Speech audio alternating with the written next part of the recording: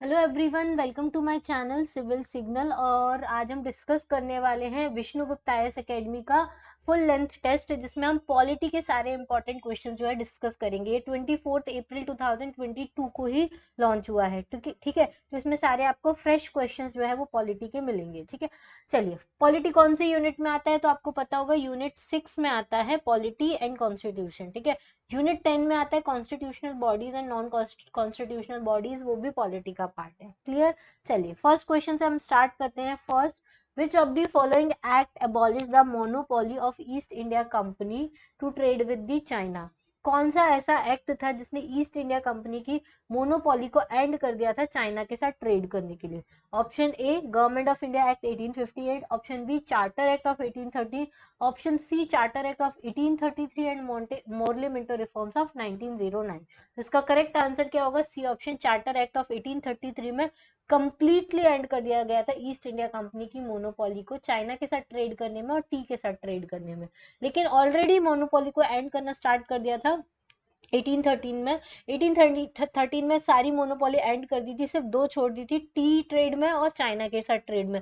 वो भी एबॉलिश कर दी गई थी चार्टर एक्ट ऑफ 1833 में। ठीक है, अच्छा, मोरले मिंटो रिफॉर्म्स में क्या था 1909 में, ये भी आप देख लीजिए। इसमें क्या हुआ था, कम्युनल इलेक्टोरेट का कॉन्सेप्ट पहली बार दिया था। और इसमें मोरले कौन थे, मिंटो कौन थे? तो मोरले जो थे वो सेक्रेटरी ऑफ स्टेट थे और मिंटो जो थे वो कौन थे, वाइस रॉय थे। Clear.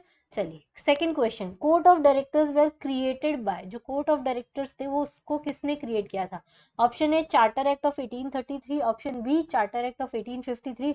Option C, regulating act of 1793 and D, regulating act of 1773। तो जो कोर्ट ऑफ डायरेक्टर सबसे पहले क्रिएट किए गए थे वो रेगुलेटिंग एक्ट ऑफ 1773 के थ्रू ऐड किए गए थे। कोर्ट ऑफ डायरेक्टर्स क्या करते थे, ये रिपोर्ट करते थे revenue, civil and military affairs जो भी इंडिया में चल रहे हैं उनको। ठीक है, ये गवर्निंग बॉडी थी। इसके अलावा चार्टर एक्ट जो रेगुलेटिंग एक्ट जो था, इसमें सुप्रीम कोर्ट भी बनाया गया था कलकत्ता में, जिसमें एक सीजेआई प्लस 3 जज थे।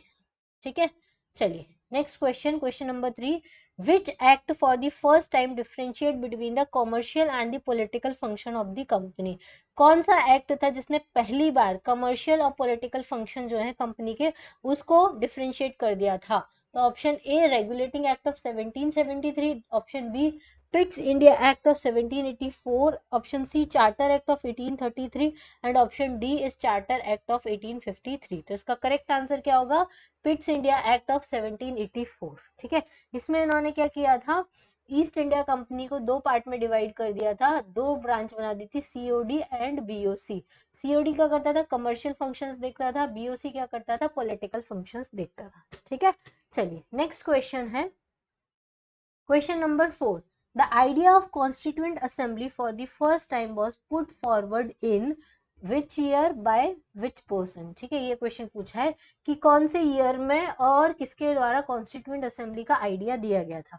Option A, 1924 M N Roy, 29 Jawaharlal Nehru, 34 M N Roy या 35 जवाहरलाल नेहरू। तो इसका करेक्ट आंसर है सी ऑप्शन, 1934 में एम एन रॉय जो थे उन्होंने कॉन्सेप्ट दिया था कि हमारी एक सेपरेट कॉन्स्टिट्यूएंट असेंबली होनी चाहिए जिसके थ्रू हम कॉन्स्टिट्यूशन बनाए। ठीक है, चलिए, अच्छा, एक और इम्पॉर्टेंट पॉइंट बता देती हूँ, 1929 में जवाहरलाल नेहरू ने क्या किया था, तो इन्होंने सबसे पहले पूर्ण स्वराज का कॉन्सेप्ट दिया था 1929 के सेशन में।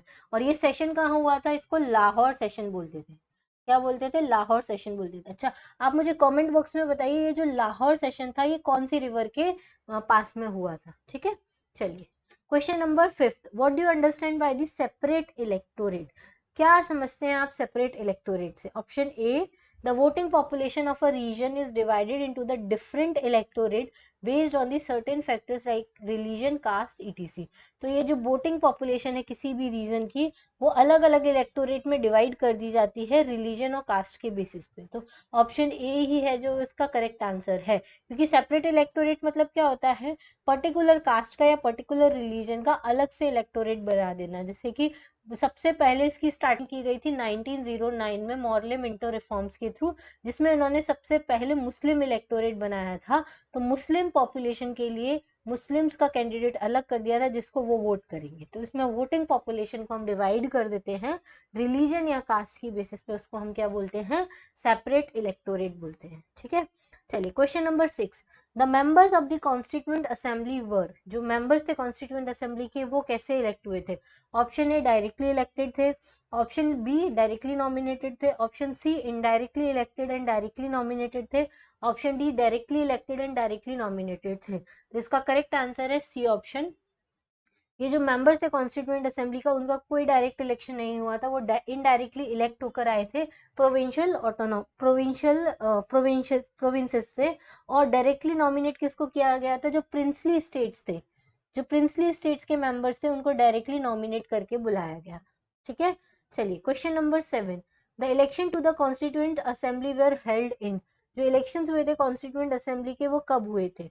तो ऑप्शन ए जुलाई अगस्त 1946 में हुए थे, जनवरी फरवरी 1946 में हुए थे, फरवरी मार्च 1946 में हुए थे, या नवंबर टू दिसंबर 1945 में हुए थे। ठीक है, तो कॉन्स्टिट्यूएंट असेंबली के जो इलेक्शंस हुए थे वो हुए थे जुलाई अगस्त 1946 में हुए थे। ठीक है, इसमें कितनी सीट्स थी? टोटल 389 सीट्स थी, सॉरी 389 सीट्स थी टोटल कॉन्स्टिट्यूएंट असेंबली में, जिसमें से 296 सीट्स जो थी वो ब्रिटिश इंडिया को, और 93 सीट्स जो थी वो किसको अलॉट की गई थी?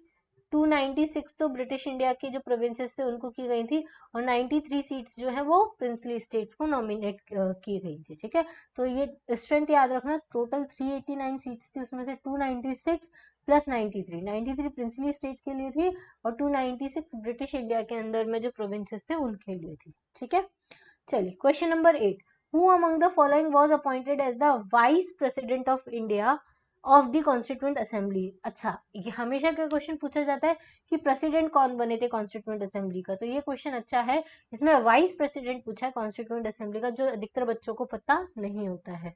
तो इसका ऑप्शन ए है B N Rao, option B H C Mukherjee, option C G V Mavalankar, या ऑप्शन डी जवाहरलाल नेहरू। तो इसका करेक्ट आंसर क्या होगा? B option. ठीक है, एच सी मुखर्जी जो थे वो वाइस प्रेसिडेंट ऑफ इंडिया थे। एच सी मुखर्जी के अलावा एक और इंसान थे जो वाइस प्रेसिडेंट की तरह इलेक्ट हुए थे, वो थे वीटी कृष्णमाचारी। कौन थे? वीटी कृष्णमाचारी थे। ठीक है, ये भी जो थे वो वाइस प्रेसिडेंट ऑफ इंडिया की तरह इलेक्ट हुए थे कॉन्स्टिट्यूएंट असेंबली में।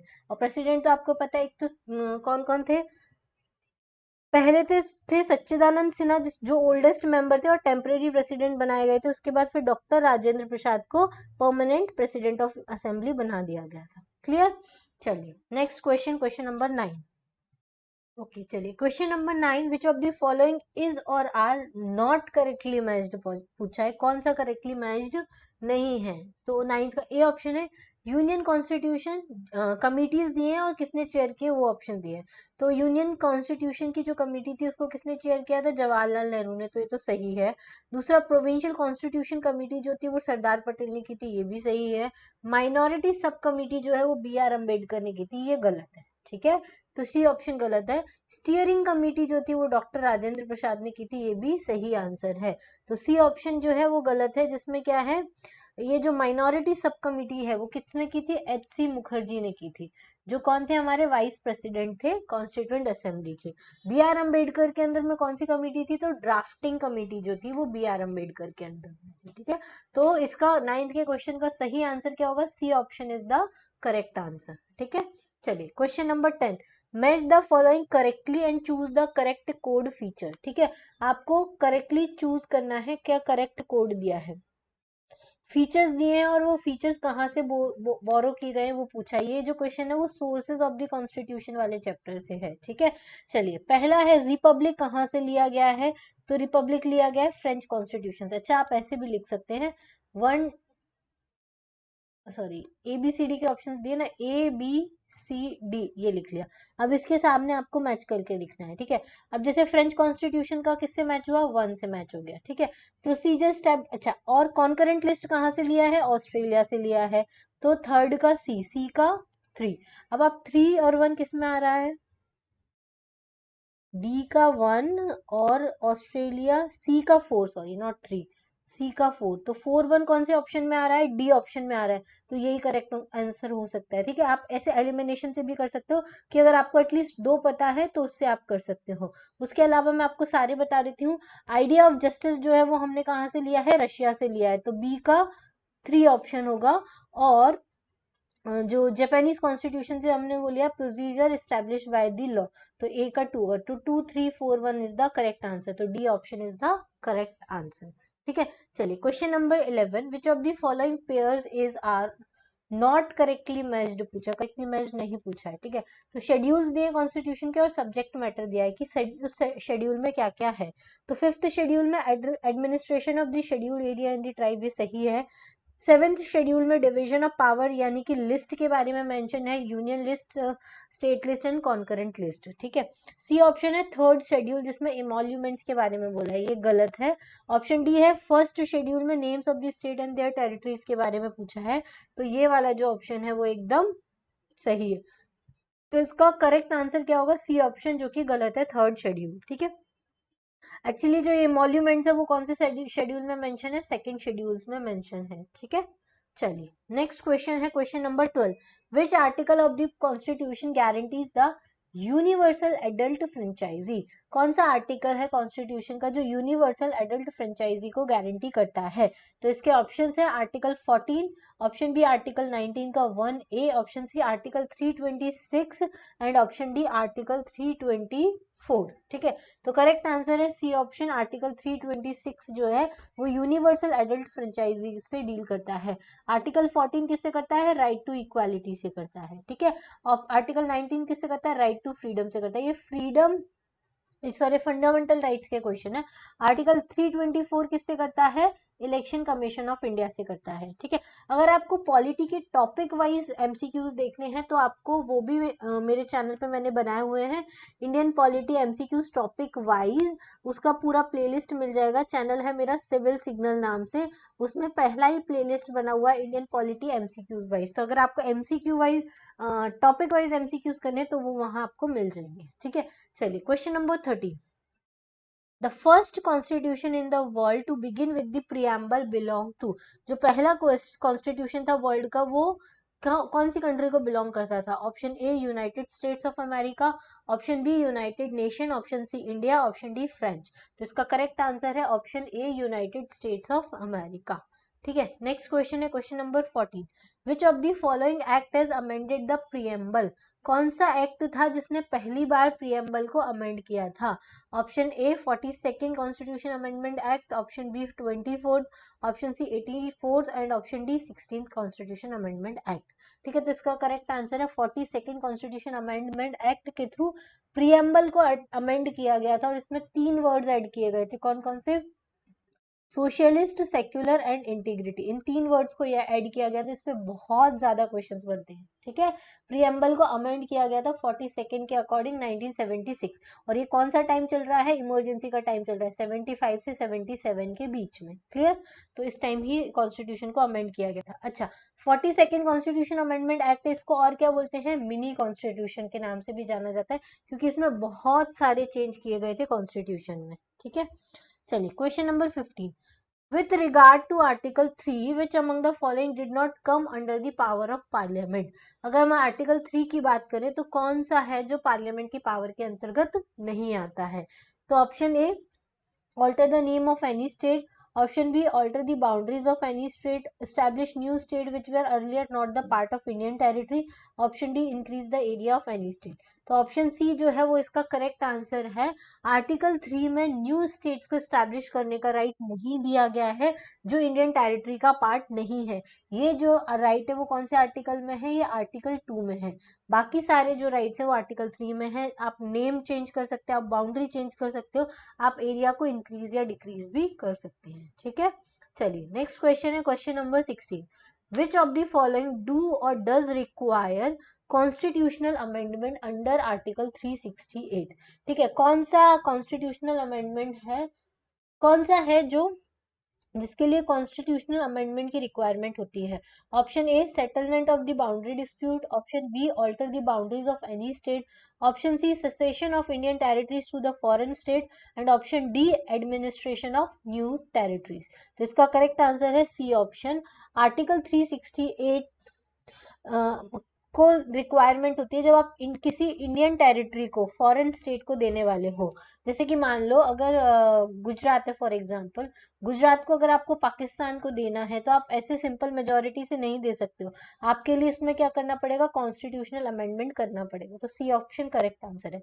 लेकिन बाउंड्री डिस्प्यूट मतलब जैसे इंडिया और बांग्लादेश के बीच में कोई बाउंड्री डिस्प्यूट चल रहा था तो उसके लिए आपको कॉन्स्टिट्यूशनल अमेंडमेंट की जरूरत नहीं है, आप वो नॉर्मल प्रोसेस से कर सकते हो, बाउंड्रीज को ऑल्टर कर सकते हो, न्यू टेरिटरी को एडमिशन कर सकते हो, ये सब नॉर्मल है। ठीक है, चलिए नेक्स्ट क्वेश्चन है question number 17। Which of the following is or are correct chronological order of the following events? कौन से जो क्रोनोलॉजिकल ऑर्डर है फॉलोइंग इवेंट्स का वो सही है? Option A joining of Hyderabad, option B joining of Junagadh, option C accession of the Kashmir. देखो accession of Kashmir कब हुआ था, 1947 में हो गया था। ठीक है, उसके बाद हुआ था हमारा ये अक्टूबर 1947 में हुआ था।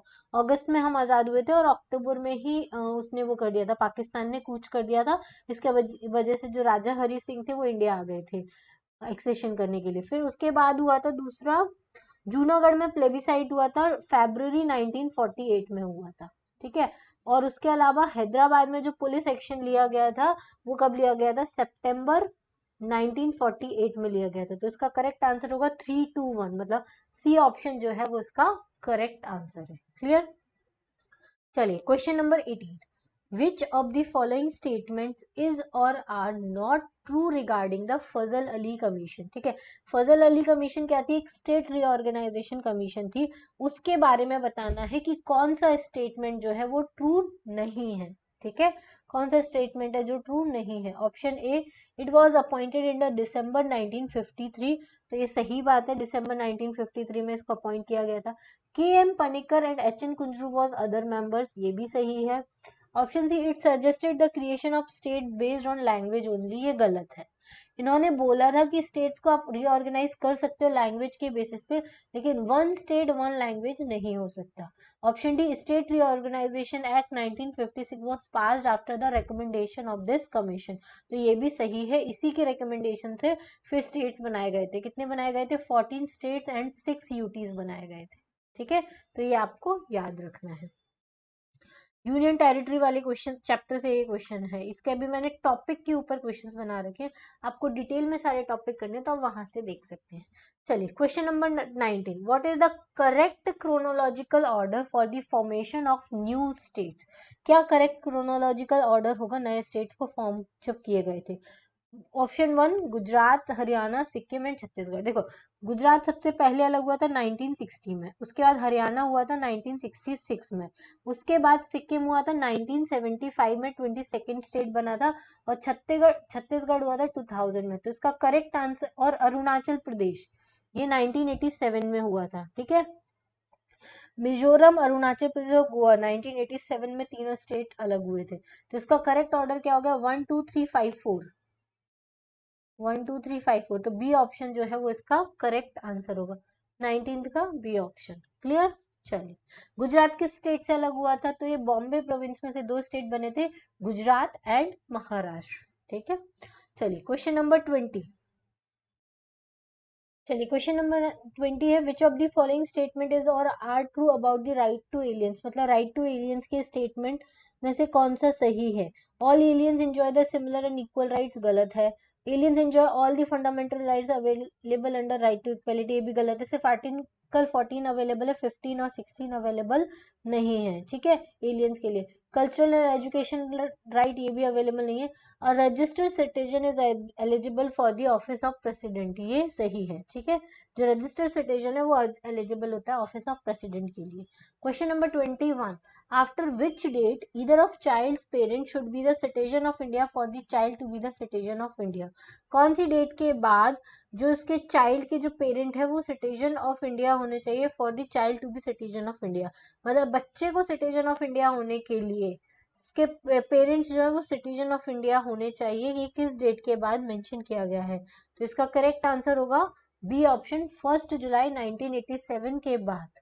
ठीक है, चलिए question number 22, with respect to the overseas citizen of India card, which of the following or is or are not correct? ठीक है, ओवरसीज सिटीजन ऑफ इंडिया कौन से होते हैं?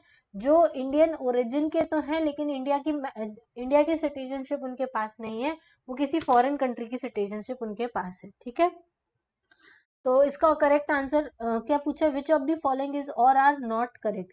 A citizen of another country but was eligible to become a citizen of India at the time of commencement of the constitution can apply for the OCI card. Option A is the, ये तो correct है। OCI card allows the multiple entry and multiple exit, ये भी सही है। OCI holders are the citizen of India from a constitutional point of view, ये गलत है। ओसीआई होल्डर्स जो है वो इंडिया के सिटीजन्स नहीं होते, क्योंकि इंडिया में सिंगल सिटीजनशिप का कॉन्सेप्ट है, और ओसीआई होल्डर्स जो होते हैं वो दूसरे कंट्री के सिटीजन्स होते हैं। क्लियर? चलिए next question, question number 23, which of the following pairs is or are not matched correctly? Correctly matched कौन से नहीं है? एक्यूजिशन ऑफ सिटीजनशिप बताया है और कंडीशन बताइए। By registration, reside in India for the 6 year out of the last 8 years, तो ये सही है कि 6 साल तक अगर आप रहे हैं तो आपका रजिस्ट्रेशन हो सकता है। ठीक है, नेक्स्ट नेचुरलाइजेशन, अगर आप इंडिया में 11 साल तक रहे हैं तो आप नेचुरली सिटीजन बन जाएंगे। ऑप्शन सी है डिसेंट इफ इज और father is an Indian citizen, तो ये गलत है। ठीक है, कोई भी पर्सन जो इंडिया के बाहर है, बॉर्न हुआ है, वो इंडिया का सिटीजन नहीं हो सकता, लेकिन वो बर्थ को रजिस्टर उसको कराना पड़ेगा 1 साल में, जब उसकी बर्थ डेट है उससे 1 साल के अंदर उसको रजिस्ट्रेशन कराना पड़ेगा अगर उसका जन्म बाहर हुआ है। Option D, by birth both the parents are Indian citizen, तो वो तो है ही ऑब्वियसली इंडियन सिटीजन। चलिए question number 24, right to property is a, right to property क्या है? A fundamental right, legal right, not a right in India, right guarantee by the executive right. तो right to property जो है वो एक legal right है, और ये 44th अमेंडमेंट एक्ट जो आया था 1978 का, उसके थ्रू ये जो फंडामेंटल राइट था उसको हटा के क्या बना दिया गया? लीगल राइट बना दिया गया। आप मुझे कमेंट बॉक्स में बताएंगे कि ये कौन से आर्टिकल के अंदर बनाया गया है लीगल राइट। क्लियर? चलिए question number 25, which of the following rights are available only to the citizens? कौन से राइट्स हैं जो सिर्फ सिटीजन्स के लिए अवेलेबल हैं? Option A article 20, 21, 25 and article 15, तो इसका करेक्ट आंसर होगा 25 का सी, आर्टिकल 15 जो अपॉर्चुनिटी देता है। आर्टिकल 15, आर्टिकल 16, 19, 29, 30 ये सारे एलियंस के लिए अवेलेबल नहीं होते, ये सिर्फ इंडियन सिटीजन्स के लिए अवेलेबल होते हैं। ठीक है, अच्छा आर्टिकल 15 कौन सा है? जिसमें डिस्क्रिमिनेशन का राइट नहीं होता है, आपके पास कास्ट रिलीजन इसके बेसिस पे आप डिस्क्रिमिनेट नहीं कर सकते। 16 में एम्प्लॉयमेंट का राइट होता है। ये दोनों ही ये जो राइट्स हैं, और cultural and educational right 29 and 30 वाला, और freedom of right to freedom, ये सारे जो राइट्स है वो एलियंस के लिए अवेलेबल नहीं होते, सिर्फ इंडियन सिटीजन्स को अवेलेबल होते हैं। 26, the light should be treated alike without any discrimination is covered under which concept? तो equality before law, equal protection of law, freedom of expression and right to life, तो इसका correct answer होगा B, equal protection of law. ठीक है, question number 27, which of the following is or are not exception to the right to equality? कौन सा है जो right to equality के लिए एक्सेप्शन नहीं है? Option A article 31C, option B United Nation organisation and diplomatic agency. कौन सा है जो राइट टू इक्वालिटी का एक्सेप्शन नहीं है? आर्टिकल 31C तो है, यूनाइटेड नेशन को डिप्लोमेटिक एजेंसी को वो दिया जाता है, ये भी एक्सेप्शन है। Any comment by MP MLA on the floor of the house, ये भी एक्सेप्शन है। Traffic halt for the VIP movement, ये वाला जो है ये एक्सेप्शन नहीं है। ठीक है, इसमें राइट, ये इक्वालिटी के राइट को नहीं मानता है। चलिए question number 28, which constitutional amendment act introduces the 10% reservation for the economical weaker section के लिए society and admission to the central government run educational institution? तो ये कौन सा नंबर का एक्ट था? तो ऑप्शन ए है 103rd amendment act, option B 103rd amendment act जो है 2019 का ये ही है। ठीक है, इसके थ्रू हटाया गया था। चलिए नेक्स्ट क्वेश्चन है question number 29, match the following correctly and choose the correct code. Article 24 from the cooperative society, article 19 का क्लॉज 1 प्यूनेटिव डिटेंशन सी। अच्छा चलो इनको मैच करना है। अब देखो वही करो आप, A B C D options लिख दिए। अब आर्टिकल 24 किससे डील करता है? चाइल्ड लेबर से, तो सी वाले का ऑप्शन क्या होगा? 1। ठीक है, फिर आर्टिकल 22 किससे डील करता है? प्यूनेटिव डिटेंशन से डील करता है, तो बी का 4 हो गया, तो 4 1, तो ये वाला ऑप्शन और ये वाला ऑप्शन तो एलिमिनेट हो गया, ये दो ऑप्शंस बचे। अब आर्टिकल 19(1) का सी जो है वो किसकी बात करता है? फॉर्म कोऑपरेटिव सोसाइटी, नहीं सॉरी, हाँ, कोऑपरेटिव सोसाइटी फॉर्म करने की बात करता है। और थर्ड वाला जो वो फ्रीडम ऑफ रेसिडेंस की बात करता है। तो ए का क्या ऑप्शन हो जाएगा? 3, और डी का क्या ऑप्शन हो जाएगा? 2। तो करेक्ट आंसर क्या हो जाएगा? 3 4 1 2, B option is the correct answer. ठीक है, चलिए question number 30। Which of the following writs is issued to stop a lower court from delivering an order or judgment? कौन से रिट्स है जो जिसके थ्रू लोअर कोर्ट को स्टॉप किया जा सकता है एक ऑर्डर या जजमेंट पास करने से? तो option A certiorari, quo warranto, mandamus and the prohibition. इसका करेक्ट आंसर है सर्ट्यूररी। सर्ट्यूररी एक रेट होती है जिसमें जो हायर कोर्ट होता है वो लोअर कोर्ट को प्रिवेंट कर सकता है, रोक सकता है। ठीक है, और उसको बाद में क्योर भी कर सकता है। प्रोहिबिशन जो होता है उसमें सिर्फ वो स्टॉप कर सकता है और कुछ भी नहीं कर सकता। क्योरेंटो क्या होता है, मेंडामुस क्या होता है, ये आप मुझे कमेंट बॉक्स में बताइए। क्योरेंटो वैसे पब्लिक अथॉरिटी को चेक करने के लिए होता है कि वो लीगल है कि नहीं है, और मेंडामुस जो होता है वो ऑर्डर देता है पब्लिक ऑफिसर्स को कि आप अपनी ड्यूटीज को परफॉर्म करें। चलिए क्वेश्चन नंबर 31, हेबियस कॉर्पस आप मुझे बताइए कमेंट बॉक्स में वो क्या होता है। Question number 31, under which article parliament is empowered to restrict abrogate the fundamental rights of the member of the armed forces? किस आर्टिकल के अंदर जो पार्लियामेंट है उसको एम्पावर्ड किया गया है कि वो फंडामेंटल राइट्स को रिस्ट्रिक्ट कर सकती है आर्म्ड फोर्सेस की? तो इसका ऑप्शन है आर्टिकल 34, 32, 35 एंड 33। तो option D is the correct answer, article 33। Article 32 क्या है? कॉन्स्टिट्यूशनल रेमेडीज के बारे में बात करता है। 34 जो है वो मिलिट्री रूल्स के बारे में बात करता है, और 35 जो है वो पार्लियामेंट को पावर देता है कि वो फंडामेंटल राइट से रिलेटेड कोई भी लॉ बना सकता है। Question number 32, on which among the following subjects parliament and not state legislature would have the power to make law?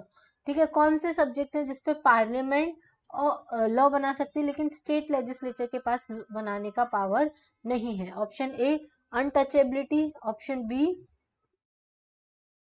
A untouchability, option B child labour.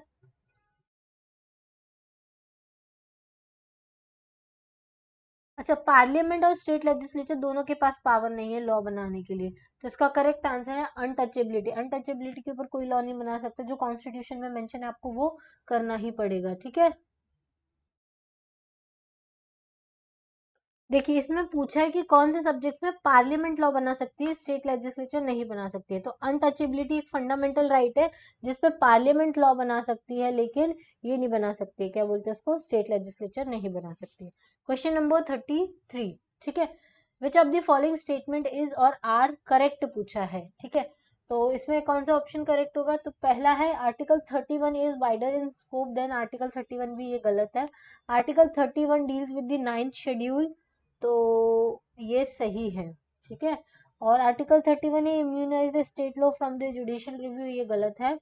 फिर article 31C was inserted by 42nd constitution amendment act, ये भी गलत है। ठीक है, चलिए question number 34, which of the following pairs is or are correctly matched? Correctly matched पूछा है, तो अमेंडमेंट्स दिए और उनके फीचर्स पूछे हैं। ठीक है, 44th कॉन्स्टिट्यूशन अमेंडमेंट एक्ट, ठीक है, 34th का, तो ये सही है, फ्री लीगल एड देता है पुअर को।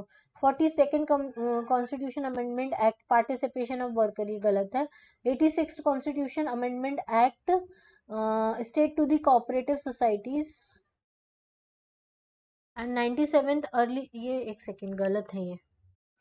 देखिए ये पूछा है कि कौन सा करेक्टली मैच्ड है, तो 44th constitution amendment free legal aid to the poor ये करेक्टली मैच्ड नहीं है, क्योंकि 44th अमेंडमेंट में इनइक्वालिटीज को मिनिमाइज करने की बात की गई थी। 42nd कॉन्स्टिट्यूशन अमेंडमेंट एक्ट जो था उसमें पार्टिसिपेशन ऑफ वर्कर्स की बात की गई थी, ये सही बात है। फिर 86 कॉन्स्टिट्यूशन अमेंडमेंट एक्ट था, उसमें कोऑपरेटिव सोसाइटीज की बात की गई थी, नहीं। 86 constitution amendment right to education की बात की गई थी। फिर 97th कॉन्स्टिट्यूशन अमेंडमेंट एक्ट जो था वो प्रमोट करता था कोऑपरेटिव सोसाइटीज को, तो ये भी गलत है, ठीक है। तो सिर्फ करेक्टली मैच कौन सा है, B option is the correct answer, ठीक है। Question number 35, which of the following pairs is or are matched correctly, कौन से है पेयर जो करेक्टली मैच्ड हैं। तो 35 का ऑप्शन है, पहला है 5 ईयर प्लान्स, आर्टिकल 38 में आता है, ये सही है। मैटरनिटी बेनिफिट आर्टिकल 41 में आता है, ये गलत है, आर्टिकल 42 में आता है। The legal service authority act, जो लीगल सर्विस अथॉरिटी एक्ट है वो किस में आता है, आर्टिकल 39A में आता है, तो ये भी गलत है। फिर khadi and village industry article 40 में आता है, ये भी गलत है, ठीक है। सॉरी, आर्टिकल 43 में आता है, नॉट 40, क्लियर। चलिए नेक्स्ट है question number 36, which of the following is or are also directive but are outside the part 4 of the constitution, कौन से डायरेक्टिव्स हैं जो पार्ट 4 ऑफ द कॉन्स्टिट्यूशन के डायरेक्टिव से आउट है। तो ऑप्शन देखो, आर्टिकल आर्टिकल 335 जो है उसमें एससी और एसटी इसकी सर्विसेज के बारे में मेंशन किया गया है, तो ऑप्शन ए जो है वो डायरेक्टिव्स में नहीं आता है। आर्टिकल 350 आता है क्योंकि ये मदर टंग को इंस्ट्रक्शन देता है। ये 351 जो है वो हिंदी लैंग्वेज के बारे में बात करता है। आर्टिकल 51A जो है वो फंडामेंटल ड्यूटीज के बारे में बात करता है, ठीक है। चलिए, तो इसका option A is the correct answer. Next question है 37, which of the following is justiciable in nature, कौन सा है जो जुडिशियबल है, जस्टिसिएबल है इन नेचर होता है। तो ऑप्शन है फंडामेंटल ड्यूटीज, नहीं होता है। फंडामेंटल राइट्स जो होता है वो जस्टिसिएबल होता है, उसके वायलेशन पे आप कहाँ जा सकते हो, सुप्रीम कोर्ट जा सकते हो। डीपीएसपी भी नहीं होता है, प्रियम्बल भी नहीं होता है, तो B option is the correct answer. Which of the following is or are not correct about the fundamental duties. तो पहला, Swaran Singh committee was appointed to make recommendation, ये सही है। The committees recommended more than 10 duties but only 10 were incorporated by 42nd constitution amendment act, ये भी सही है। The duties to pay taxes was not accepted finally, ये भी सही है। स्वर्ण Singh committee was single member committee, ये गलत है, ये मल्टी मेंबर कमिटी थी, ठीक है। Question number 39, who held the portfolio of food and agriculture in the interim government 1946, कौन था जिसने पोर्टफोलियो लिया था फूड एंड एग्रीकल्चर का इंटरिम गवर्नमेंट में। तो इसके ऑप्शंस है 39th का doctor Rajendra Prasad, B option is the correct answer. Rajendra Prasad जो थे उनके अंदर में फूड एंड एग्रीकल्चर ऑर्गेनाइजेशन था। चलिए next question, question number 40, on February 20, 1947, the British PM Clement Attlee declared a deadline for the British rule in India. What was the deadline? तो इसका correct answer है 30 जून 1948 को वो आज़ाद कर देंगे ऐसा बोला था, लेकिन 15 अगस्त 1947 को ही आज़ाद करा दिया था माउंट बैटन ने, क्लियर, पार्टीशन करके। Question number 41, which act included a law member in the governor general executive council, कौन सा एक्ट था जिसने गवर्नर जनरल की जो एग्जीक्यूटिव काउंसिल थी उसमें लॉ मेंबर को ऐड किया था। तो इसका करेक्ट आंसर है B option, charter act of 1833, इसलिए लॉर्ड मैकॉले जो थे उनको लॉ मेंबर बनाया गया था पहला 1835 में, क्लियर। चलिए नेक्स्ट क्वेश्चन है 42, which of the following has been described as the horoscope of our sovereign democratic republic, किसको horoscope बोला जाता है, हमारा sovereign democratic republic को। तो इसके ऑप्शंस है fundamental right, DPSP, preamble and fundamental duties. तो इसको बोला जाता है प्रियम्बल को, और ये किसने बोला था, तो के.एम. मुंशी जो थे उन्होंने बोला था कि ये प्रियम्बल जो है वो होरोस्कोप है हमारे सोवरेन कॉन्स्टिट्यूशन का। अच्छा, identity card of the constitution preamble को किसने बोला था, ये भी याद रखना, ये बोला था एन ए पाखीवाला ने, पाखीवाला ने बोला था, ठीक है।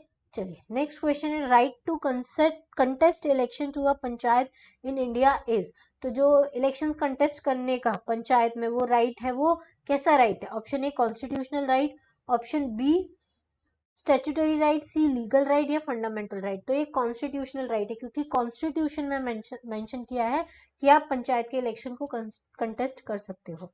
44th, नेम और the boundaries of state can be altered by the parliament through a bill passed by, जो बाउंड्रीज का नेम या फिर स्टेट की जो बाउंड्रीज है उनको ऑल्टर पार्लियामेंट करती है, उसके लिए कौन सा बिल पास करती है? Option A simple majority, special majority of parliament by ratification and constitutional amendment act. तो इसका करेक्ट आंसर है 44 का ए, सिंपल मेजोरिटी से पास कर देती है। ठीक है, चलिए question number 45, which of the following is or are not constitutional body? कौन सा है जो कॉन्स्टिट्यूशनल बॉडी नहीं है? National commission for backward class ये कॉन्स्टिट्यूशनल बॉडी बन गया है, नॉट पूछा है। स्टेट पब्लिक सर्विस कमीशन ये ऑलरेडी कॉन्स्टिट्यूशन में मेंशन है। सीवीसी जो है वो कॉन्स्टिट्यूशन में मेंशन नहीं है, ये एक्ट के थ्रू बना है, ये नॉन कॉन्स्टिट्यूशनल बॉडी है। और जीएसटी काउंसिल ये तो कॉन्स्टिट्यूशनल बॉडी है, इसके लिए बहुत बड़ा चेंज किया गया था। तो सेंट्रल विजिलेंस कमीशन जो है वो एक नॉन कॉन्स्टिट्यूशनल बॉडी है। C option is the correct answer. Question number 46, under the Constitution of India to protect monument places and object of artistic or historical interest which are declared to be of national importance is a, ये जो statement दिया है वो क्या है? Option A DPSP, option B fundamental duties, option C legal duty, option D subject under the 12th schedule. तो इसका correct answer ये डीपीएसपी में मेंशन किया गया है। ठीक है, और डीपीएसपी का कौन सा आर्टिकल है? ये article number 49। Clear? Okay, question number 47, which of the following is an essential feature of the democracy? कौन सा जो है वो एसेंशियल फीचर है डेमोक्रेसी का? People directly take all the major decisions. Each adult resident must have one vote of equal value. ठीक है, तो government is limited by the basic rules of constitution and the citizens right and frequent elections and the referendum. तो इसका correct answer होगा C option. Government जो होती है वो बेसिक रूल्स ऑफ कॉन्स्टिट्यूशन और सिटीजन्स राइट के थ्रू लिमिट की जाती है। ठीक है, 48, who among the following do hold office during the pleasure of the president? कौन ऑफिस होल्ड करता है प्लेजर ऑफ प्रेसिडेंट के, मतलब जब तक प्रेसिडेंट चाहे तब तक ऑफिस में रह सकता है? Option A attorney general of India, CAG, chief election commissioner and the member of UPSC. ये तीनों जो होते हैं इनके फिक्स्ड टेन्योर होता है। अटॉर्नी जनरल ऑफ इंडिया का कोई फिक्स्ड टेन्योर नहीं होता, जब तक प्रेसिडेंट चाहता है तब तक ये सेशन में रहता है और आर्टिकल 76 के अंडर में आता है। Question number 49, if a person is arrested and if the manner or the ground of arrestation are not lawful, which of the following writs of the court is likely to issue? तो इसका correct answer है A option habeas corpus. ठीक है, habeas corpus के through अगर किसी को illegally arrest किया गया है तो उसको, या किसी को इलीगली डिटेन किया गया है तो उसको प्रेजेंट करने के लिए रिट इश्यू किया जाता है सुप्रीम कोर्ट और हाई कोर्ट के द्वारा। Question number 50, which article of the constitution of India safeguard one's right to marry? कौन सा आर्टिकल है जो आपको राइट टू मैरी कर जो राइट होता है उसको सेफगार्ड करता है? तो इसका ऑप्शन सी आर्टिकल 21 जो है वो करेक्ट आंसर है, क्योंकि आर्टिकल 21 में राइट टू लाइफ की बात करते हैं। ठीक है, question number 51, which constitutional amendment act as limited number of ministries to 15% of total strength of the Lok Sabha? कौन सा कॉन्स्टिट्यूशन अमेंडमेंट था जिसने नंबर ऑफ मिनिस्टर्स को 15% पर लिमिट किया, कि 15% से ज्यादा जितने लोकसभा में मेंबर हैं उसमें 15% से ज्यादा आपके कैबिनेट मिनिस्टर नहीं हो सकते? ऐसा कौन सा अमेंडमेंट एक्ट था जिसमें मेंशन किया गया था? तो इसका करेक्ट आंसर है 91st कॉन्स्टिट्यूशन अमेंडमेंट एक्ट जो हुआ था 2003 का, उसमें ये मेंशन किया गया था। क्लियर? 61st कॉन्स्टिट्यूशन, अच्छा चलिए वो नेक्स्ट आएंगे क्वेश्चन तो मैं वहीं आपको डिस्कस कर दूंगी, अदरवाइज लेक्चर बहुत बड़ा हो जाएगा। Question number 52, which of the following veto powers are not available to the president of India? कौन कौन सी वीटो पावर्स हैं जो प्रेसिडेंट ऑफ इंडिया के लिए अवेलेबल नहीं है? तो इसका 52 का करेक्ट आंसर होगा वीटो। क्वालिफाइड वीटो जो है वो अवेलेबल नहीं है, एब्सोल्यूट वीटो अवेलेबल है, सस्पेंसिव भी अवेलेबल है, पॉकेट वीटो भी अवेलेबल है। पॉकेट वीटो क्या होता है? जिसमें प्रेसिडेंट क्या कर सकता है, कोई एक्ट आया है उस पर नहीं चाहता वो एक्ट करना तो उसको रख के अपने पॉकेट में भूल जाता है, उसको हम पॉकेट वीटो बोलते हैं। सस्पेंसिव वीटो मतलब कोई एक्ट आया उसको सस्पेंड कर दिया थोड़े टाइम के लिए। एब्सोल्यूट वीटो मतलब उसको बोल दिया कि आप इसको रिकंसिडर करें, तो उसको एब्सोल्यूट वीटो बोलते हैं। फिर आता है क्वेश्चन नंबर 53, आर्टिकल 123 जो है वो किससे रिलेटेड है? Option A ordinance making power of the president, ठीक है। तो इसका करेक्ट आंसर भी यही है कि ये ऑर्डिनेंस मेकिंग पावर बताता है किसकी, प्रेसिडेंट ऑफ इंडिया की, ठीक है। चलिए नेक्स्ट क्वेश्चन है, in the context of Indian constitution which of the following is the most appropriate for the reasonable restriction. Question number 54, in the context of Indian constitution which of the following is the most appropriate for the reasonable restriction। reasonable restriction मतलब क्या होता है? Option A restrictions on the executive power, option B limitation imposed upon the person's right। तो B option is the correct answer. Reasonable restriction मतलब होता है कुछ limitations होती है पर्सन्स के राइट पे, उसको हम क्या बोलते हैं, रीजनेबल रिस्ट्रिक्शंस बोलते हैं। Question number 55, which of the following is our types of equality mentioned in the preamble of the Indian Constitution। कौन से टाइप की इक्वालिटी को मेंशन किया गया है प्रीएम्बल ऑफ द कॉन्स्टिट्यूशन में? तो इसका करेक्ट आंसर है डी ऑप्शन, अपॉर्चुनिटी जो है उसकी इक्वालिटी को मेंशन किया गया है, और जस्टिस बताई गई है, social justice, economical justice and the political justice.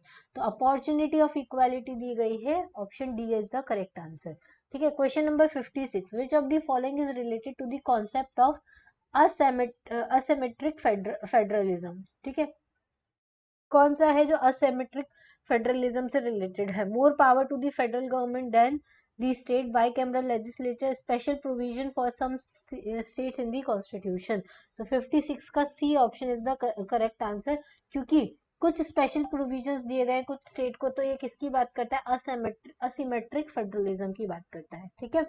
Next question है question number 57, the 6 rights guarantee under article 19 of the Indian Constitution are protected against, ठीक है। कौन कौन से 6 राइट है जो article 19 of the Indian constitution के अंदर प्रोटेक्टेड है, प्रोटेक्टेड अगेंस्ट, ठीक है। तो 57th का है option A, state actions only and not private individual, both actions and the private individual and private individuals only, neither state actions nor private individual. तो इसका आंसर है जो 6 राइट है under article 19 of the Indian constitution, वो state action के अंदर protected है, private individual के अंदर प्रोटेक्टेड नहीं है, ठीक है। 58, the term socialist in the preamble signifies, जो टर्म है सोशलिस्ट वो प्रीएम्बल में क्या सिग्निफाई करता है? तो इसका करेक्ट आंसर होगा सी ऑप्शन, सोशलिस्ट मतलब public private responsibility in achieving the equality is the socialist. समझ में आया कि पब्लिक की और प्राइवेट इंडिविजुअल की रिस्पॉन्सिबिलिटी बनती है कि वो इक्वालिटी लेकर आए सोसाइटी में, इसको हम क्या बोलते हैं, सोशलिस्ट बोलेंगे। Question number 59, which of the following provisions are not considered as the part of the basic structure of the constitution। कौन सा है जिसको बेसिक स्ट्रक्चर का पार्ट नहीं माना जाता? वेलफेयर स्टेट माना जाता है, ठीक है। फिर right to free speech and expression ये भी है। सोशलिज्म जो है वो हमारे बेसिक स्ट्रक्चर का पार्ट नहीं है। Equality before law and equal protection of law, ये भी ये बेसिक स्ट्रक्चर का पार्ट है, ठीक है। तो 59 का C option is the correct answer. Next question है question number 60, according to the constitution of India the right to equality does not include. Constitution of India के अकॉर्डिंग जो राइट टू इक्वालिटी है वो क्या इंक्लूड नहीं करता है, ठीक है। इक्वालिटी बिफोर लॉ करता है, ठीक है, इक्वालिटी ऑफ अपॉर्चुनिटी भी करता है, अबॉलिशन ऑफ अनटचेबिलिटी भी करता है, इकोनॉमिक इक्वालिटी को नहीं करता है। इस वजह से 60 का कौन सा आंसर होगा, D option is the correct answer. Next question है 61, which among the following has been described as the conscience of the constitution. कौन सा है जिसको कॉन्साइंस ऑफ कॉन्स्टिट्यूशन बोलते हैं? 61st का इसका है फंडामेंटल राइट्स और डीपीएसपी, इन दोनों को क्या बोला जाता है? कॉन्साइंस ऑफ द कॉन्स्टिट्यूशन बोला जाता है। Question number 62, a federal system of government is one in which, जो फेडरल सिस्टम ऑफ गवर्नमेंट होती है वो क्या होती है? तो इसका फेडरल सिस्टम ऑफ गवर्नमेंट जो कॉन्स्टिट्यूशन डुअल पॉलिटी स्टैब्लिश करता है। डुअल पॉलिटी मतलब स्टेट की पॉलिटी अलग चल रही है और सेंटर की अलग चल रही है, इसको हम क्या बोलते हैं? डुअल पॉलिटी स्टैब्लिश करता है। Question number 63, which of the following committee or resolution recommended abolition of all India services. इसमें से कौन सी कमिटी थी जिन्होंने ऑल इंडिया सर्विसेज को अबॉलिश करने की बात की थी? तो इसका ऑप्शन है A option is the correct answer, Rajmandal committee. और ये कौन सी ईयर में किया गया था? तो 1969 में किया गया था, ठीक है। चलिए नेक्स्ट क्वेश्चन है 64, which of the following states do or does not have state tribal welfare minister? कौन सा स्टेट है जिसके पास स्टेट ट्राइबल वेलफेयर मिनिस्टर नहीं है? तो इसका करेक्ट आंसर होगा बी ऑप्शन, बिहार। बिहार के पास अब ट्राइबल वेलफेयर मिनिस्टर नहीं है, क्योंकि वहां पर अब इतनी ज्यादा ट्राइब्स नहीं है, ठीक है, पहले था अब नहीं है। लेकिन मध्य प्रदेश, उड़ीसा में है, उड़ीसा में भी है, झारखंड में भी है, और छत्तीसगढ़ में भी है, एंड एमपी में भी है। लेकिन बिहार में अब ज्यादा ट्राइबल पॉपुलेशन नहीं है, इसलिए ट्राइबल वेलफेयर मिनिस्टर नहीं है। Question number 65, which of the following is not a necessary qualification to be eligible for the election as the president? कौन सा है जो क्वालिफिकेशन नेसेसरी नहीं है for the election as the president? तो option A citizen of India necessary है, completed 35 years of age ये भी नेसेसरी है, qualified for the election as a member of Rajya Sabha ये जरूरी नहीं है। किसके क्वालिफिकेशन किसका होना चाहिए? लोकसभा के मेंबर का क्वालिफिकेशन होना चाहिए, और should not hold any office of profit ये भी सही है। तो इसका करेक्ट आंसर क्या होगा कि कौन सा नेसेसरी क्वालिफिकेशन नहीं है? तो C option is the correct answer, ठीक है। Question number 66, nomination of a candidate for the election to the office of president must be subscribed by at least how many proposer? ठीक है, अगर election करना है प्रेसिडेंट का तो कितने प्रपोजर्स की जरूरत पड़ती है? तो ऑप्शन ए 50 इलेक्टर्स की जरूरत पड़ती है, और वाइस प्रेसिडेंट के इलेक्शन में वही 20 इलेक्टर्स या 20 प्रपोजर्स की जरूरत पड़ती है, ठीक है। चलिए question number 67, for impeachment of the president the resolution should be signed by? जो प्रेसिडेंट का इम्पीचमेंट होता है उसके लिए किसको रेजोल्यूशन साइन करना पड़ता है? तो 1/4 of the member of any houses, चाहे लोकसभा के से पास हो जाए चाहे राज्यसभा के से पास हो जाए, ठीक है, किसी में से भी पास हो जाए 1/4 मेंबर, ठीक है। ऐसा नहीं कि राज्यसभा ओनली या लोकसभा ओनली, किसी either house of the parliament can pass the resolution for the impeachment of the president. Next question, question number 68, vice president do not get the opportunity to act as the president in which of the following cases? जो vice president है उसको opportunity नहीं मिलती है president की तरह act करने की, वो कौन सा केस होता है? ठीक है, तो इसका करेक्ट आंसर होगा D option, delay in the conduction of the election to the office of president. मतलब कि सीट अगर वैकेंट है और उसके इलेक्शंस होने वाले हैं तो उस केस में वाइस प्रेसिडेंट को कोई अपॉर्चुनिटी नहीं दी जाती कि वो प्रेसिडेंट बने, क्योंकि इलेक्शंस तो ऑलरेडी चल ही रहे हैं। अगर डेथ होती है या रिमूवल होता है या रेजिग्नेशन होता है उस केस में वाइस प्रेसिडेंट को अपॉर्चुनिटी दी जाती है, ठीक है। चलिए question number 69, which of the following is or are legislative function of the president? इनमें से कौन सा है जो लेजिस्लेटिव फंक्शन है प्रेसिडेंट का? इसका करेक्ट आंसर है ही और she nominates 12 members of the Rajya Sabha. इसका मतलब क्या हुआ कि ये जो राज्यसभा के 12 मेंबर्स को नॉमिनेट करता है ये इसका लेजिस्लेटिव फंक्शन है। बाकी देखो अलग अलग फंक्शन है। हाँ फाइन, देखो बी और डी वाला जो है ये कि any information relating to the administration of union and legislation from the prime minister, तो ये तो फाइन, ये कौन सा फंक्शन है इसका? एग्जीक्यूटिव फंक्शन है, ठीक है। फिर और इंटरनेशनल ट्रीटीज और एग्रीमेंट ये भी एग्जीक्यूटिव फंक्शन है।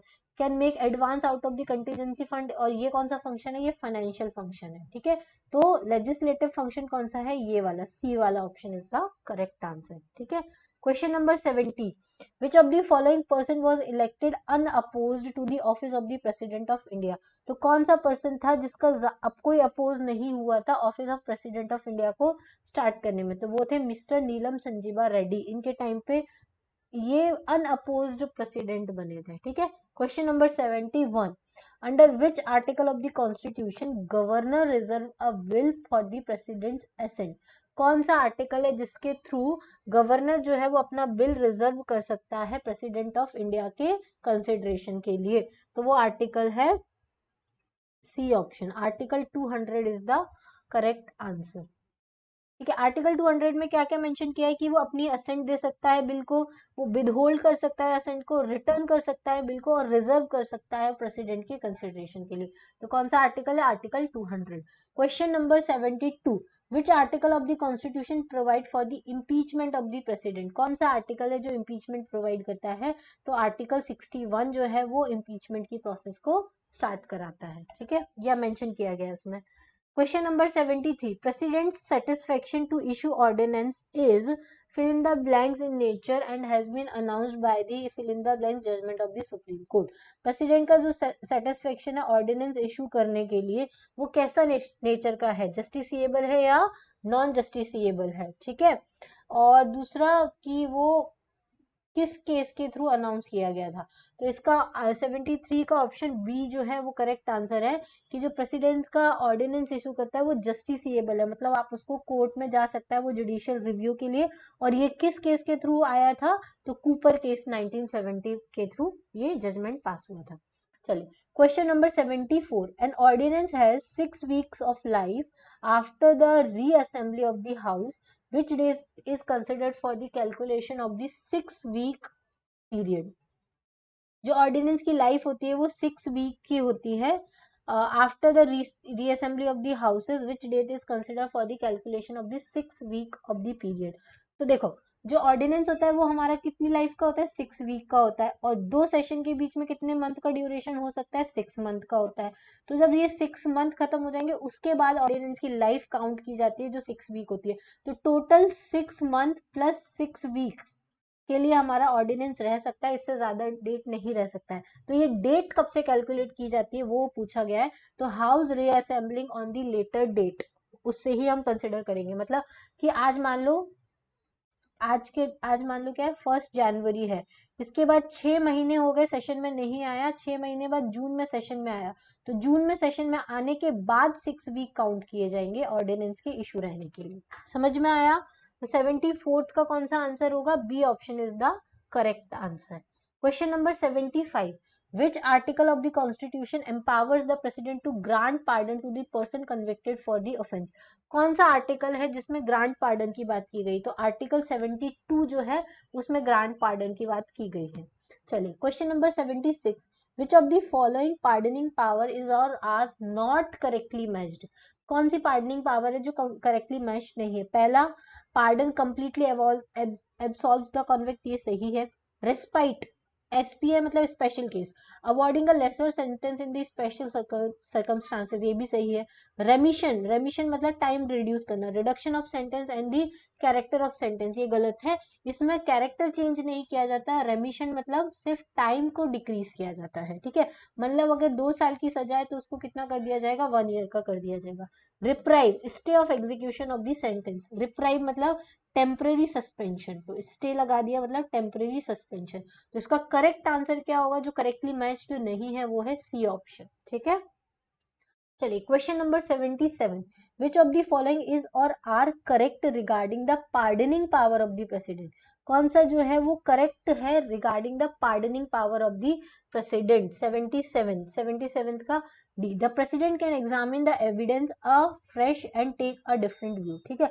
जो पार्डनिंग पावर होती है वो तभी अप्लाई होगी जब प्रेसिडेंट क्या करेगा, उसके बारे में रिव्यू करेगा और उसका रिव्यू जो होता है वो अलग निकल के आता है तो वो उसको पार्डन कर सकता है। अगर उसको लगे नहीं है तो क्रिमिनल है तो उस केस में नहीं कर सकता पार्डन, ठीक है। Question number 78. Position of the president of India is most similar to, जो पोजीशन होती है प्रेसिडेंट ऑफ इंडिया की वो किसके इक्वल होती है, तो इसका आंसर है ब्रिटिश मोनार्क के इक्वल होती है। जो प्रेसिडेंट ऑफ इंडिया होते हैं हमारे वो सिर्फ क्या होते हैं, नॉमिनल हेड होते हैं, जैसे कि ब्रिटिश मोनार्क होता है, वो रियल हेड नहीं होते हैं, ठीक है। चलिए question number 79. The executive power of the union shall be vested in the parliament which article says this, मतलब जो एग्जीक्यूटिव पावर है यूनियन की वो प्रेसिडेंट के पास है, ये कौन सा आर्टिकल बोलता है, तो इसका करेक्ट आंसर है आर्टिकल 53 बोलता है, ठीक है। आर्टिकल 74 और 75 किसके साथ डील करता है, तो ये council of minister and PM के अपॉइंटमेंट के बारे में डील करता है, ठीक है। चलिए question number 80. Which constitutional amendment act authorize the president to require the council of minister to reconsider its advice? कौन सा कॉन्स्टिट्यूशनल अमेंडमेंट है जिसमें प्रेसिडेंट को ये अथॉरिटी दी गई है कि काउंसिल ऑफ मिनिस्टर को उनकी president to require to reconsider it, president को काउंसिल ऑफ मिनिस्टर की एडवाइस को रिकंसिडर करना पड़ेगा, ये कौन सा आर्टिकल में मेंशन किया गया था, तो 80 का सी ऑप्शन, मतलब 44th अमेंडमेंट एक्ट 1978। इसका मतलब ये है कि प्रेसिडेंट को को राइट कौन से संविधान के संशोधन के अकॉर्डिंग मिला है कि वो मंत्री परिषद से बोले कि उनका जो सलाह है उस पर पुनर्विचार कर सके, ठीक है। तो 44th कॉन्स्टिट्यूशन अमेंडमेंट एक्ट 1978 के थ्रू मिला है। Question number 81, which of the following is or are not a discretionary power of the president? कौन सी इसमें से जो है वो डिस्क्रिशनरी पावर नहीं है प्रेसिडेंट की? तो इसका करेक्ट आंसर है प्रोरोगेशन ऑफ द लोकसभा जो है वो उसकी डिस्क्रिशनरी पावर नहीं है, ठीक है। जबकि प्राइम मिनिस्टर का अपॉइंटमेंट जब कोई क्लियर मेजोरिटी नहीं होती तो वो कौन करता है? प्रेसिडेंट करता है। काउंसिल ऑफ मिनिस्टर को डिसमिसल का जो पावर है वो भी डिस्क्रिशनरी पावर है प्रेसिडेंट के पास, क्योंकि जब नो कॉन्फिडेंस मोशन पास हो जाता है तो काउंसिल ऑफ मिनिस्टर को डिसमिसल करना पड़ता है। Dissolution of Lok Sabha when the constitution of minister lost majority, जब मेजोरिटी नहीं होती है तो लोकसभा को डिसॉल्व करता है, ये भी डिस्क्रिशनरी पावर है। लेकिन जो प्रोरोगेशन ऑफ द लोकसभा ये कॉन्स्टिट्यूशन में मेंशन है, ये इसकी डिस्क्रिशनरी पावर नहीं है, ठीक है। चलिए question number 82, which institution resolves all the dispute related to the election of the vice president of India? तो कौन सा इंस्टीट्यूशन है जो वाइस प्रेसिडेंट से रिलेटेड जो भी इश्यूज है उसको या डिस्प्यूट्स उनको सॉल्व करता है? तो इसका करेक्ट आंसर है डी ऑप्शन, सुप्रीम कोर्ट, ठीक है। सुप्रीम कोर्ट जो है उसके पास पावर है कि वो वाइस प्रेसिडेंट या प्रेसिडेंट से रिलेटेड इश्यूज को डिस्प्यूट को सॉल्व करता है। Question number 83, the office of India vice president is modelled on the lines of, जो इंडिया का वाइस प्रेसिडेंट का ऑफिस है वो किसके अकॉर्डिंग बना है?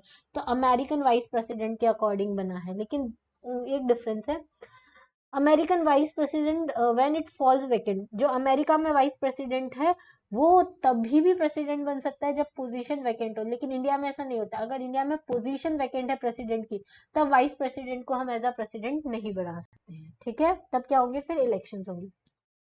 Question number 84, electoral college of vice president comprises of, जो इलेक्टोरल कॉलेज है वाइस प्रेसिडेंट का वो क्या क्या कंप्राइज करके रखता है? तो member of Lok Sabha and Rajya Sabha, ठीक है, ये होते हैं।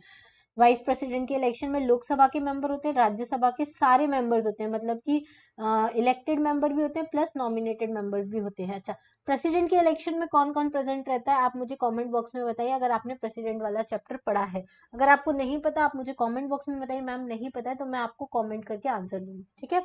चलिए question number 85, which office in India has been called as the his superfluous highness by some scholars, ठीक है। Superfluous highness in the some scholar, अनावश्यक महामहिम किसे कहा जाता है? तो 85 का करेक्ट आंसर है 85 का C, the office of the vice president, इनको बोला जाता है his superfluous highness by some scholars, ठीक है। क्योंकि इनको ये वाइस प्रेसिडेंट होते हैं, चेयरमैन ऑफ राज्यसभा होते हैं, फिर इनको प्रेसिडेंट बना दिया जाता है अचानक से, तो ये सारी सुपरफ्लुअस हाइनेस की पावर्स है इनके पास, ठीक है। तो question number 86, prime minister is not the chairman of which of the following institution, जो प्राइम मिनिस्टर होते हैं वो किसके चेयरमैन नहीं होते हैं? जिसका करेक्ट आंसर है सी ऑप्शन, जोनल काउंसिल के चेयरमैन नहीं होते, इंटर स्टेट के होते हैं, एनडीसी के होते हैं, नीति आयोग के भी होते हैं, ठीक है। चलिए question number 87, what does the term primus inter pares mean, जो प्राइमस इंटर पारिस है उसका मतलब क्या होता है? तो इसका आंसर है फर्स्ट अमंग द इक्वल्स, ठीक है। प्राइमस इंटर पारिस मतलब फर्स्ट अमंग द इक्वल्स इसका मतलब होता है, क्लियर। चलो question number 88, how many chief minister have gone on to become the prime minister of India so far, अभी तक के कितने चीफ मिनिस्टर हैं जो प्राइम मिनिस्टर ऑफ इंडिया बन चुके हैं? तो वो कितने हैं? 6 पीएम हैं। देखो कौन कौन से हैं मैं आपको बता देती हूँ। पहला तो है मुरारजी देसाई, मुरारजी देसाई कहाँ के थे? पहले गुजरात के थे सीएम, ठीक है। और फिर हमारे पीएम मोदी ये भी गुजरात के थे। फिर चौधरी चरण सिंह ये यूपी के सीएम थे। उसके अलावा वीपी सिंह ये दोनों यूपी के थे। फिर आए हमारे एचडी देवगौड़ा, एचडी देवगौड़ा कहाँ के थे? कर्नाटका के सीएम थे। और एक और बचे नरसिम्हा राव, नरसिम्हा राव ये कहाँ के थे? आंध्र प्रदेश के सीएम थे। तो टोटल 6 सीएम जो है वो कौन बने हैं? हमारे पीएम ऑफ इंडिया बने। Question number 89. Which constitutional amendment act allowed for the publication of Hindi translation of the constitution along with all the subsequent amendments? ठीक है, तो इसका करेक्ट आंसर है 58 कॉन्स्टिट्यूशनल अमेंडमेंट एक्ट जो था 1987 का, उसने अलाउ किया था कि हिंदी ट्रांसलेशन करेंगे हम कॉन्स्टिट्यूशन ऑफ इंडिया का। इसके पहले से वो इंग्लिश में अवेलेबल थी। चलो question number 19, third schedule do not contain form of oath or affirmation of which of the following. जो थर्ड शेड्यूल है जिसमें ओथ और अफर्मेशन की बात की गई है वो किसका ओथ और अफर्मेशन इंक्लूड नहीं करता है। तो इसका करेक्ट आंसर है प्रेसिडेंट ऑफ इंडिया का नहीं करता है, क्योंकि प्रेसिडेंट ऑफ इंडिया का आर्टिकल 60 में मेंशन किया गया है, ना कि शेड्यूल 3 में। बाकी पार्लियामेंट का, auditor general, controller and auditor general, supreme court के जजेस का अफर्मेशन इसमें मेंशन किया गया है। ठीक है, प्रेसिडेंट का याद कीजिएगा, आर्टिकल 60 में मेंशन है। Question number 91, which of the following was not added to the 8th schedule by the 92nd constitutional amendment act 2003। मतलब जो 92nd कॉन्स्टिट्यूशनल अमेंडमेंट एक्ट हुआ था उसके थ्रू कौन कौन सी लैंग्वेज को ऐड किया गया था, लेकिन क्वेश्चन पूछा गया कि इनमें से कौन सी लैंग्वेज को ऐड नहीं किया गया था। तो डोगरी, मैथिली, संथाली एंड मणिपुरी। इसका करेक्ट आंसर है मणिपुरी को ऐड नहीं किया गया था। क्यों? क्योंकि 4 लैंग्वेजेस को ऐड किया गया था। कौन कौन सी थी? बोडो, डोगरी, मैथिली, संथाली, इन चारों को ऐड किया गया था 2003 के 92nd कॉन्स्टिट्यूशनल अमेंडमेंट एक्ट के थ्रू। ठीक है, मणिपुरी को ऐड किया गया था 71st कॉन्स्टिट्यूशनल अमेंडमेंट एक्ट के थ्रू। कौन सा अमेंडमेंट था? 71st कॉन्स्टिट्यूशनल अमेंडमेंट एक्ट के थ्रू ऐड किया गया था 1992 में। मणिपुरी के साथ 2 और लैंग्वेज ऐड की गई थी, कोंकणी और नेपाली, तो वो भी याद रख सकते हो। Question number 92, which article states that the council of minister is collectively responsible to the Lok Sabha. ठीक है, जो काउंसिल ऑफ मिनिस्टर्स होते हैं वो कलेक्टिवली रिस्पॉन्सिबल होते हैं लोकसभा के लिए। ये कौन से आर्टिकल में मेंशन है? ये आर्टिकल 75 में मेंशन है। और इंडिविजुअल रिस्पॉन्सिबल किसके लिए होते हैं? तो प्रेसिडेंट ऑफ इंडिया के लिए इंडिविजुअली रिस्पॉन्सिबल होते हैं। क्लियर? चलिए, question number 93, in India there is a provision of. India में क्या प्रोविजन है? In India there is a provision of legal responsibility of ministers, नहीं है। No legal provision for the responsibility of minister, हाँ ये है। कोई लीगल प्रोविजन नहीं है मिनिस्टर्स की रिस्पॉन्सिबिलिटी का। ठीक है, इस वजह से तो मिनिस्टर अपने मन चाहे काम करते हैं। Question number 94, which of the following articles of the constitution provides for the superintendence direction and the controls of the election. कौन सा आर्टिकल है कॉन्स्टिट्यूशन में जो सुपरिंटेंडेंस, डायरेक्शन और कंट्रोल्स कराता है इलेक्शन प्रोसेस को? तो इसका करेक्ट आंसर है आर्टिकल 324, क्योंकि आर्टिकल 324 किसका आर्टिकल है? इलेक्शन कमीशन ऑफ इंडिया का। ठीक है, अच्छा, इसमें से आर्टिकल 356 किसका है? स्टेट इमरजेंसी का। और ये स्टेट इमरजेंसी कौन लगाता है? प्रेसिडेंट ऑफ इंडिया लगाता है। आर्टिकल 352 क्या है? नेशनल इमरजेंसी का है। आर्टिकल 360 क्या है? फाइनेंशियल इमरजेंसी का। ये आपको याद रखना है। ठीक है, चलिए, question number 95, election commission of India does not conduct election to. Election commission of India किसके इलेक्शंस को कंडक्ट नहीं करता है? पार्लियामेंट करता है, वाइस प्रेसिडेंट करता है, स्टेट लेजिस्लेचर करता है, ग्राम पंचायत नहीं करता है। तो इसका करेक्ट आंसर क्या होगा? D option is the correct answer. Question number 96, which of the following is or are not true about the election commission. कौन सा है जो इलेक्शन कमीशन के लिए ट्रू नहीं है?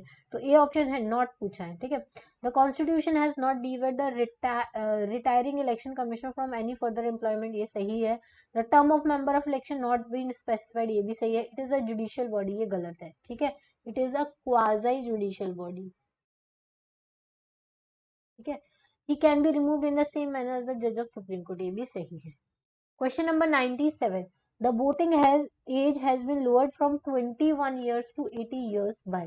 अच्छा, पूछा है कि जो वोटिंग एज है वो पहले 21 ईयर्स थी, फिर उसको 18 ईयर्स कर दिया। ये कौन से कॉन्स्टिट्यूशनल अमेंडमेंट एक्ट के थ्रू है? तो ये 61st कॉन्स्टिट्यूशनल अमेंडमेंट एक्ट हुआ था 1988 का, उसके थ्रू है। चलिए, question number 98, which of the following is or are true about UPSC. कौन सा है जो यूपीएससी के बारे में ट्रू है? ठीक है, ये यूनिट 10 के क्वेश्चंस हैं, जितने भी आयोग वाले क्वेश्चंस हैं ये यूनिट 10 वाले हैं। तो 98 का, अच्छा पहले ऑप्शन पढ़ लो। The constitution has left the decision about the strength of commission to the parliament, ये सही है। All which of the following is or are true about UPSC, true पूछा है यूपीएससी के बारे में, तो ये गलत है। स्ट्रेंथ उसकी फिक्स होती है 9 to 11 मेंबर्स। ठीक है, option B, all of the member of UPSC should be person who have held office for at least 10 years under the government of India only, तो ये भी गलत है। देखो इसका जो ऑप्शन ए है, all of the constitution has left the decision about the strength of commission to the parliament, ये गलत है। ये जो स्ट्रेंथ की पोजीशन वो होती है, वो किसके ऊपर डिपेंडेंट होती है, प्रेसिडेंट इनको अपॉइंट करता है, तो प्रेसिडेंट ही स्ट्रेंथ डिसाइड करता है। दूसरा, all of the member of UPSC should be person who have held office for at least 10 years, ये गलत है। हाफ ऑफ द मेंबर्स जो है वो उनको 10 years का एक्सपीरियंस होना चाहिए, चाहे गवर्नमेंट ऑफ इंडिया हो और चाहे स्टेट गवर्नमेंट हो, दोनों में से कोई भी चलेगा। इसमें गवर्नमेंट ऑफ इंडिया ओनली लगा है, तो ये भी गलत है, ये भी गलत है। अब the member hold office for a term of 6 year और until the age of 65 years, ये सही है। और the option for removing the member of UPSC, the president has to refer the matter to the Supreme Court in any case, ये गलत है। ठीक है, प्रेसिडेंट जो है वो रिमूव कर सकता है मिसबिहेवियर के केस में, और फिर इसकी इंक्वायरी के लिए वो फर्दर सुप्रीम कोर्ट को भेज सकता है। तो इसका करेक्ट आंसर कौन सा ट्रू है, सिर्फ सी ऑप्शन जो है वो ट्रू है, बाकी सारे गलत है। Clear. Question number 19, for which of the following bodies the expenses and the allowance are not charged on the consolidated fund of India? ठीक है, तो कौन से एक्सपेंसेस और अलाउंस है जो कंसोलिडेटेड फंड ऑफ इंडिया से चार्ज नहीं किए जा सकते, किए जाते। 99th का इलेक्शन कमीशन, ठीक है, इलेक्शन कमीशन का जो एक्सपेंसेस और अलाउंस है वो कंसोलिडेटेड फंड ऑफ इंडिया से नहीं आता। कैग का, यूपीएससी का और सुप्रीम कोर्ट का, इन तीनों का कंसोलिडेटेड फंड ऑफ इंडिया से आता है। ठीक है, लास्ट क्वेश्चन है 100, joint state public service commission is created by. जो joint state public service commission मतलब एक से ज्यादा स्टेट्स की आपस में मिला के जो पब्लिक सर्विस कमीशन बना दिया जाता है, उसको joint state public service commission कहते हैं। और ये कौन बनाता है, पार्लियामेंट बना सकता है। ठीक है, तो ये टोटल 100 क्वेश्चन हो गए आपके यूनिट 6 एंड यूनिट 10 के एमपीपीएससी एग्जाम के। ठीक है, इसमें आयोग के क्वेश्चन भी थे और पॉलिटी के भी क्वेश्चंस थे।